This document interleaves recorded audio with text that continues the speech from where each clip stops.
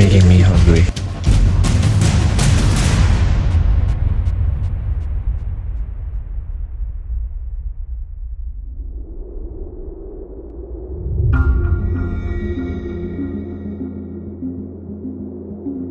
This time, our quest to track the big cat family is gonna lead us straight to their den.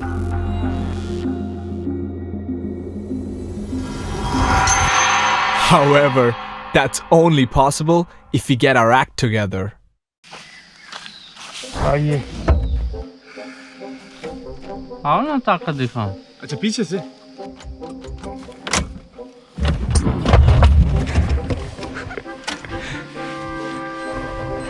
चार बजे पेलो जैसे पूरा हाँ आपको पूरा पेलना ही पड़ेगा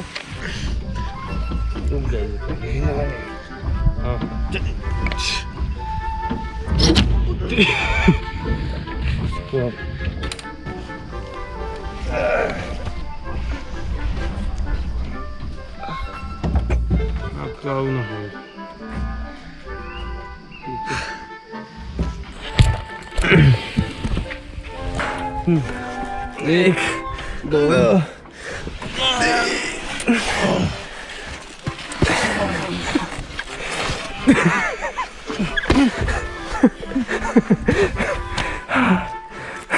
तुम हो जी पता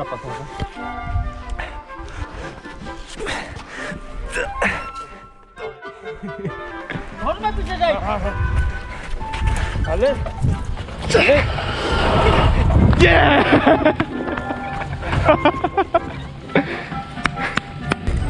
That was tiring. That was tiring. That just goes on to show that wildlife photography and filmmaking is only 10% of what we do in the field. Most of the time we're tracking, other times we're waiting, and yet other times we're pushing vehicles because your naturalist parks it on a riverbed, and then when we wait there for 2 hours in the heat, the tires sink into the mud, and the only way out is to push it out.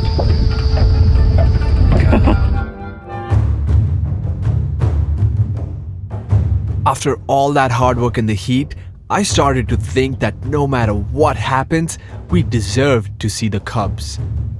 So we drove through the national park in high hopes of tracking the family. All through the day, we kept driving in the blistering heat of the summer. But no signs of tiger cubs, no sign of any tigers. Things were just not working out, and we needed to switch it up.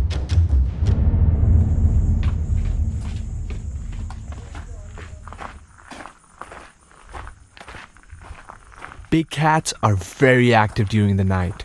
However, we're not allowed in the national park during those hours. So our best chance would be to try our luck early in the morning.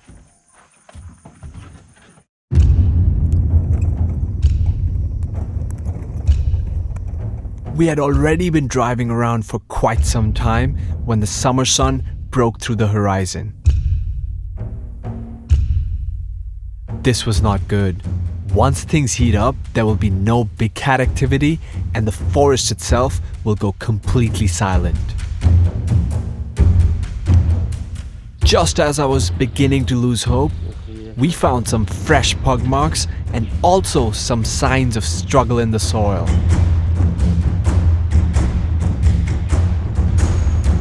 As we started driving again, my heart began to pound. And not too far away from those tracks, we struck gold. I think this is the solo female I've noticed since she was a cub. And she's got a somber kill in her mouth. She's dragging it from the top of the road.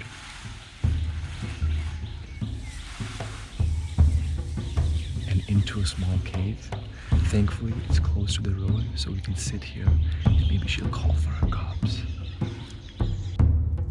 It was clear that the signs of struggle were from the somber deer which the tigress was now holding.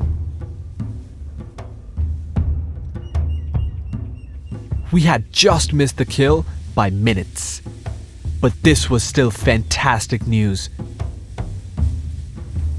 From my previous experiences, I knew that the mother was going to bring her cubs to feed at some point of time.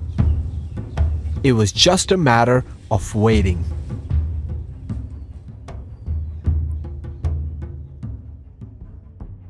It's just 5:53 a.m. right now. The sun's slowly coming up. Give it 2 hours and I'd be starting to wish that I'm inside the cave instead of here in the open jeep, because it's gonna get bloody hot.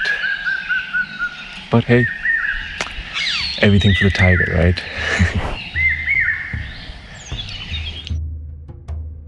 As we were waiting, Solo began to munch on the carcass.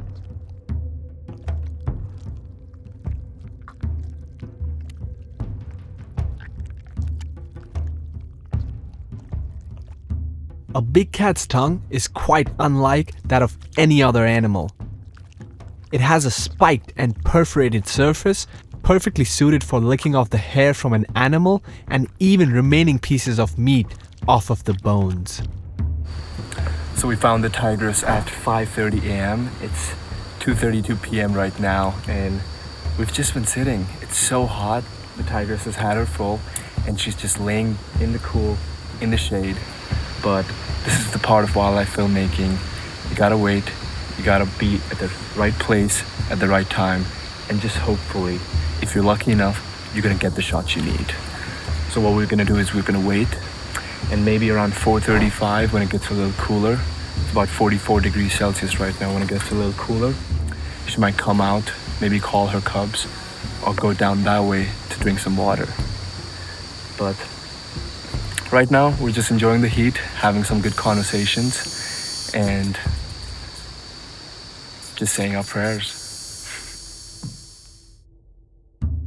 And so began the process of waiting. Stay tuned for the next episode to find out whether the cubs really showed up or not.